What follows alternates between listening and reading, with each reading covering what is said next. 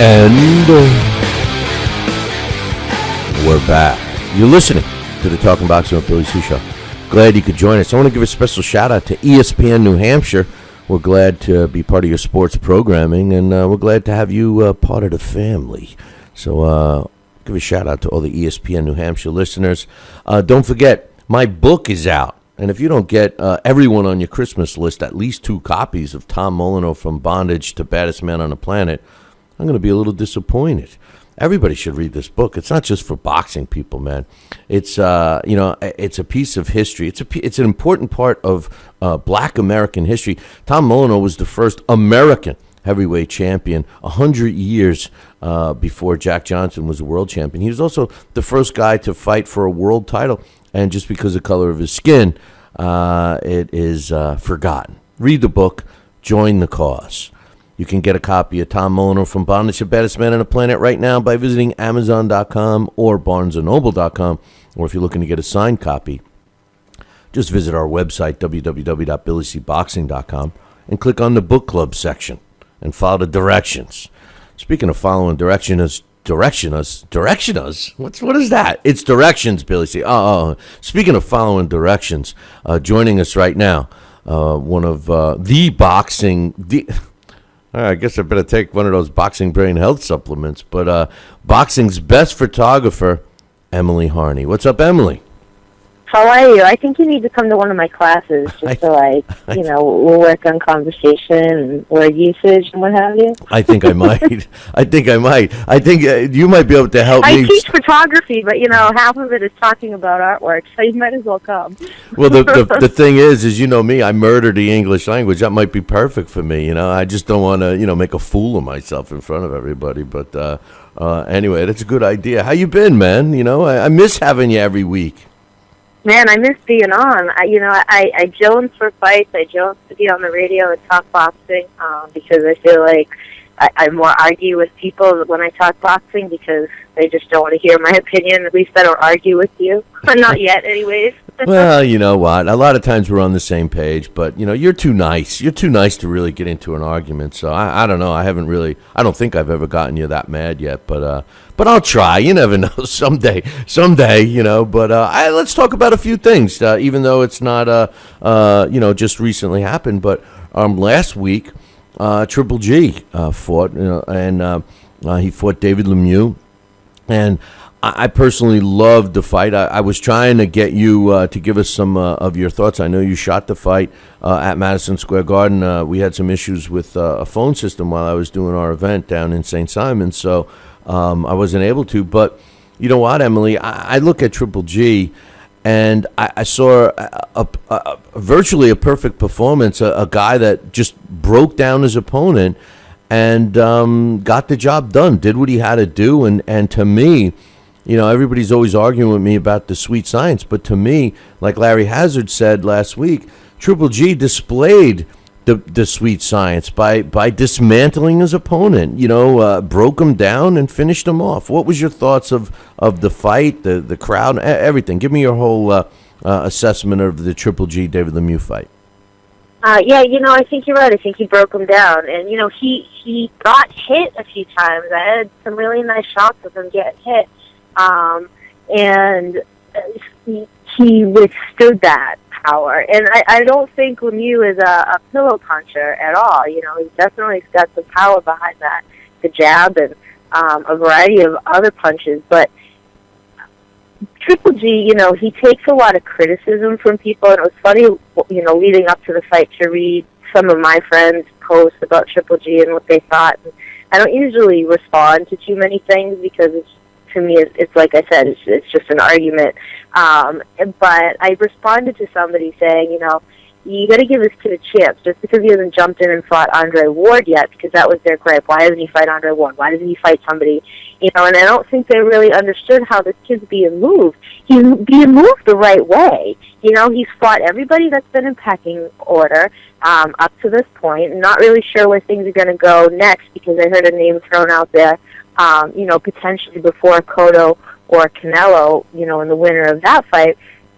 But he's done what he should be doing in order to unify that division and get all those belts and go through, who is in line to fight for the belt next, or, who the mandatory is, or whatever he's got to do. He's not ducking anybody.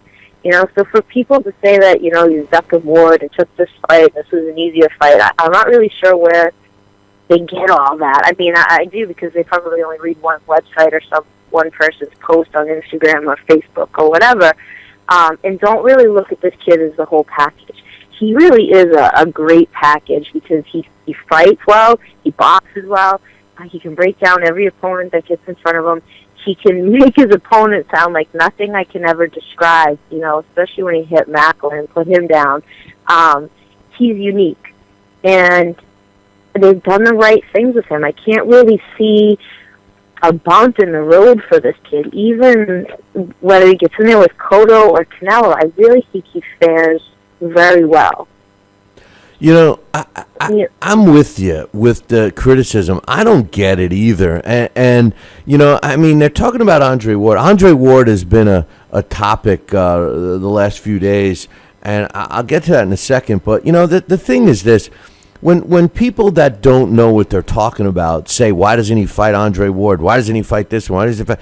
It takes two to tango, man. I mean, they have to be willing to fight him. And it just seems to me like nobody, I mean, the only two guys that I have heard that actually called out Triple G, and a lot of rumors about Lara calling out Triple G, but the only two guys that I know of, for sure, was Willie Monroe, who he fought and demolished, and lately Chris Eubank Jr., which I don't know why he is, but I mean, those are the only two. I hear a lot of crickets from all the other so-called guys. And you mentioned Cotto Canelo winner. Well, the way Suleiman was hugging and kissing Triple G at Madison Square Garden, since he's their interim champion, I would be shocked if the winner of that fight doesn't get Triple G next, but a lot of rumors are that either one, both fighters, Cotto or Canelo, have said that they would only fight Triple G at 155, which makes me really ticked off, Emily. 160 is the middleweight limit. How could they? Basically, they're fighting 1 pound over the junior middleweight division. Yeah, and I don't get that. I mean, you're all trying to be top dog, in a division. So why do you got to come down? Why do you got to come to a catch weight? Why can't you? It's just was it Rosado? And no, it wasn't Rosado. It was Jenny Garcia, I think, last fight. And it's like there's nothing on the line here. You have everything to put up, and there's nothing on the line. So it's like I don't understand that, and that to me, kind of says like, oh, well, if I lose, it's not really a big deal, so hold on to my belts. And that's just not how it should roll. No, I listen, the middle, the catch, first of all, we have so many weight classes. And to even have a catch weight in a weight class is just ridiculous to me. I mean, years ago, and the way it should be, if you win a title in a weight class, even if it's, let's say you moved up to win it. I mean, now you're there. I mean, we were both fans of Sergio Martinez. He was generally a junior middleweight. He won the middleweight title, and he fought at 160. He at least had he didn't have to weigh 160. He could come in at 157, 158. That's his choice, But his opponents get to come in at 160. So I think Canelo and Cotto saying, "Oh, I'll only fight him at 155." To me, that's BS, because it seems like, they're trying to get an edge, which I understand. But I think that this is the time when a sanctioning body needs to step in and say, wait a minute, our title is for the world middleweight title. The middleweight limit is 160. I mean, he gets to come in at 160. And Triple G, you've said it yourself, he's not a big middleweight. You saw him live a couple of times. He's not, he's not a monster like Iran Barkley was, or Chris Eubank is, or even Andy Lee. He's not big, right? No, not at all. And that's one of the factors that I think makes him so unique, is that he's not that big, but he's just got this, it's power, it's mental power, it's physical power, and he took some heat in the Willie Monroe fight for getting hit so much, and at the end said, well, I wanted to, show people that I could have some rounds and, give my opponent a chance, get some punches in there. It's like, well, you don't need to do that. And maybe, he woke up and realized, okay, I really don't need to do that. I can still go the rounds to not get hit so much. Because he certainly didn't get hit as much in this fight as he did with Willie Monroe. He got hit, he got hit hard, but it doesn't seem to affect him. And I think that's one thing with him as a small middleweight. He's really able to absorb the punches. Now, how long does that go? You don't know.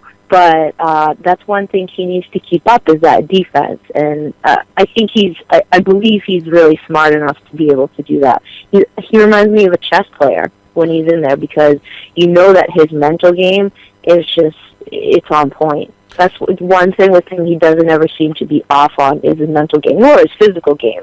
But there's just something so tactical about him in there. It's really unique. And you wonder if he got that from, the way he grew up, being thrown into fights as a kid on the street, because that in itself is, a mental task, and having to withstand that, not having any skill behind you to fight. I think he's a great example of ring generalship, because he controls where his opponent's going to be. He sets up every one of his punches and everything. As far as the Willie Monroe comment, he let Willie Monroe hit him because he knew Willie couldn't hurt him. But let me ask you a quick question, and we'll get off Triple G.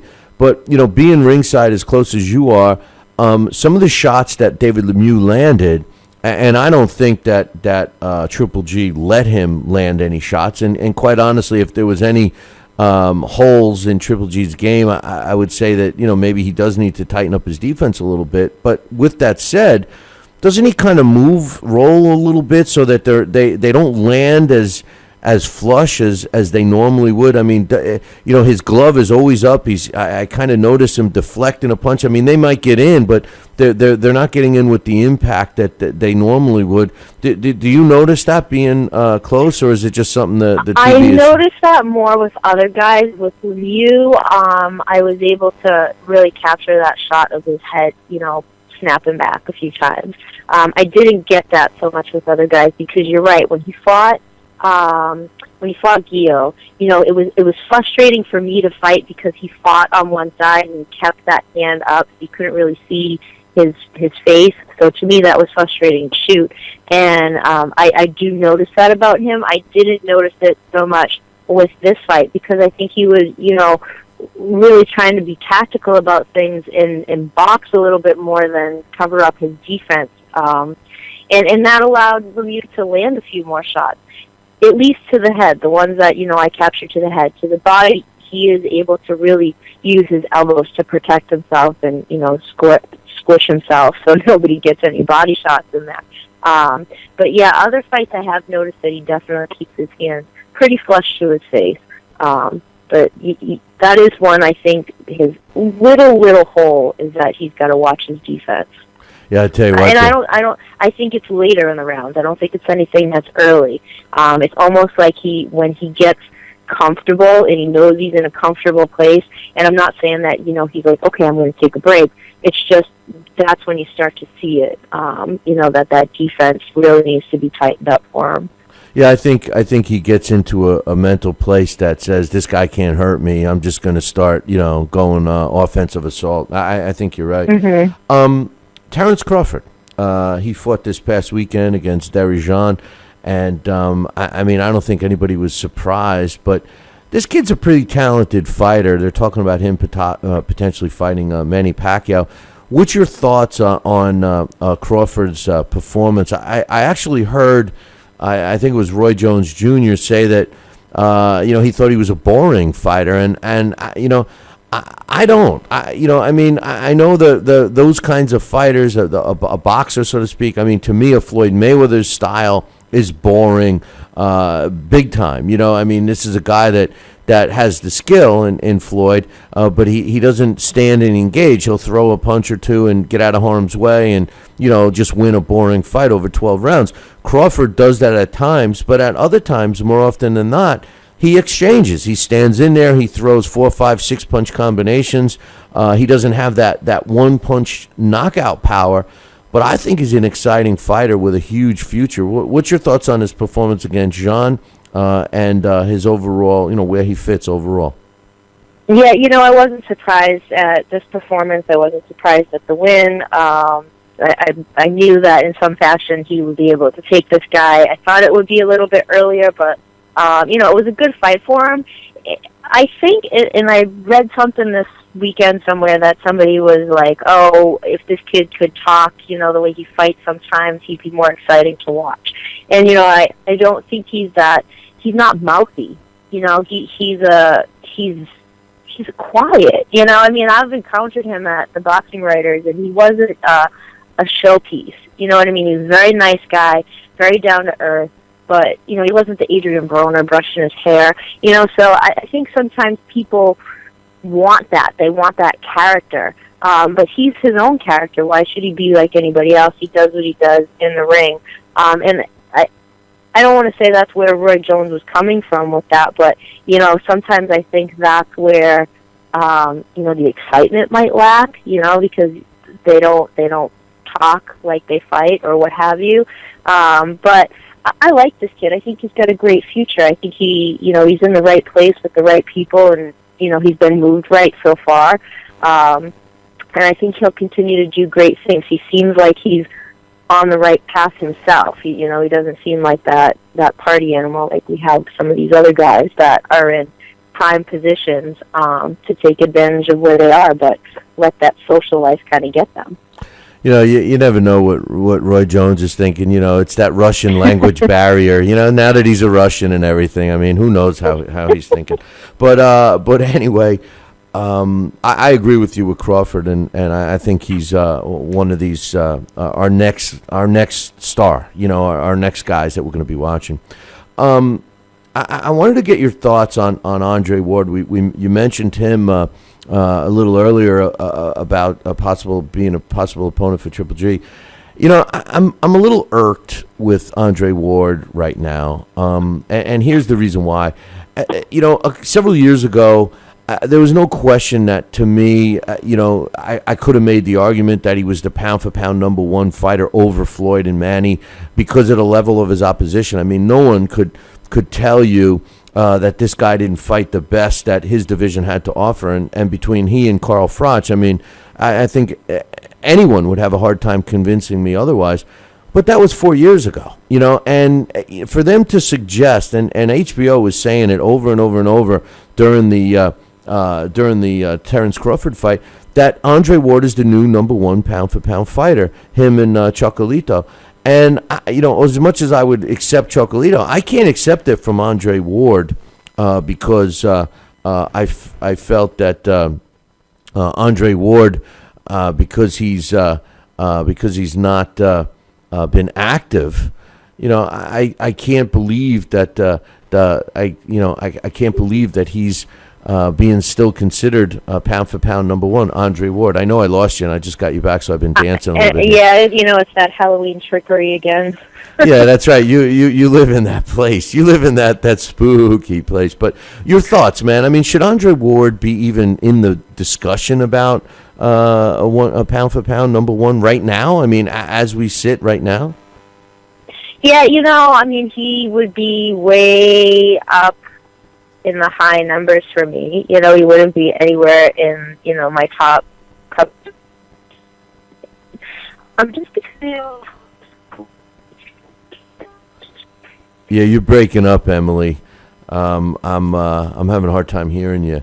So I don't know if it's our connection or your connection, but I appreciate it. And what I was going to tell you is you guys can now catch Emily's segment on up on the website. We're going to be creating a column for Emily, so her stuff will be up there, so you can see that. Like we have the Blast from the Past and Dax's segment and Sal's and Larry's and stuff. So we'll have Emily Harney's segments up there as well.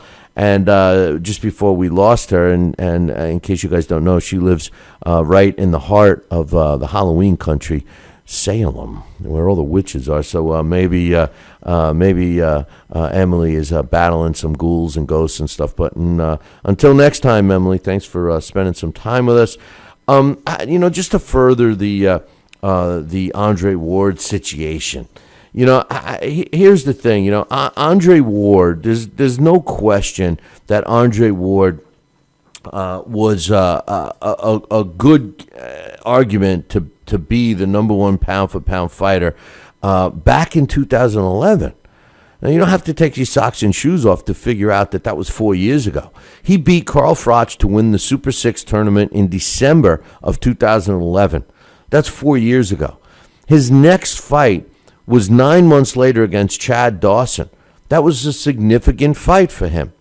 It was a big fight for him. And as a matter of fact, I was one of the only people that predicted that not only would Andre Ward win the fight, but he would stop Chad Dawson. I even got to brag to Andre Ward face-to-face when I met him in Las Vegas about me predicting that he was going to stop Chad Dawson. He was on his way to being arguably, hands down, the pound-for-pound top fighter.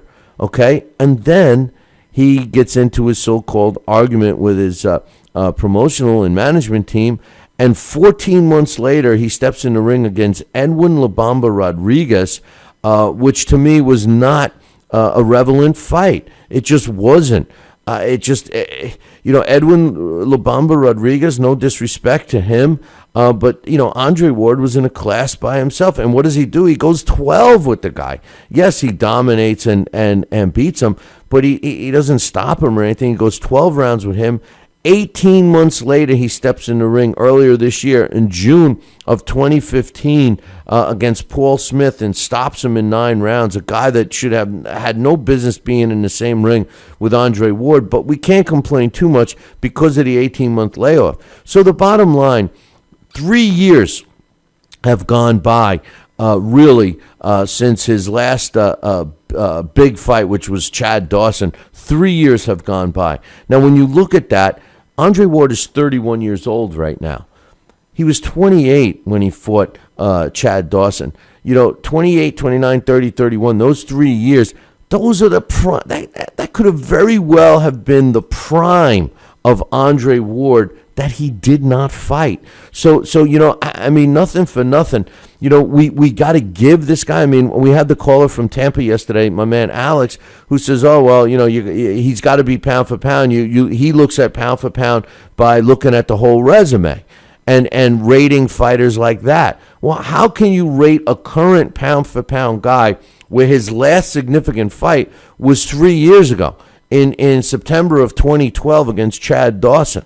That was his last significant fight. Yes, he fought 2 times since then, Edwin Rodriguez in 2013 and Paul Smith for his comeback fight in June of this year.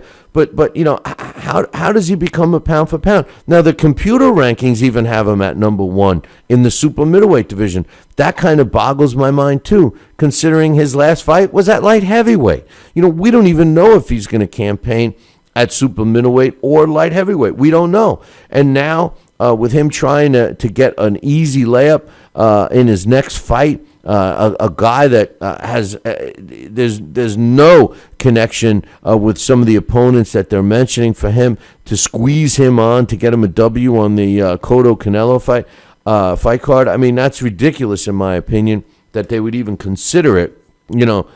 Andre Ward, you're talking about a guy that people want to regard as the best fighter out there, pound for pound, and you're going to be fighting, nondescript fighters. I mean, it's ridiculous, And if people want to compare Floyd with that, I will say this: at least Floyd picked a couple of guys that were somewhat relevant in the division. His last fight was a total layup, but they calculated the fights. Andre Ward, it's hard to criticize when you look at his resume. Chad Dawson, Carl Froch, Arthur Abraham, Seiko Bika, Alan Green, Miguel Kessler, Edison Miranda. All these names on his way up. He fought, top guys. I'm not going to criticize his resume, but I am going to criticize him for being considered pound for pound number 1 today. He's not. Hey, how can you say that? and even if he got another stay busy fight against another Paul Smith type caliber fighter, you're going to make him pound for pound number one? I mean, it makes no sense. Makes no sense. He's currently 28-0 with 15 knockouts, 31 years old. And by the way, he's not a current world champion. Not that matters, but he's not a current world champion. So I don't know. I don't know what they're thinking about Andre Ward, to be honest with you.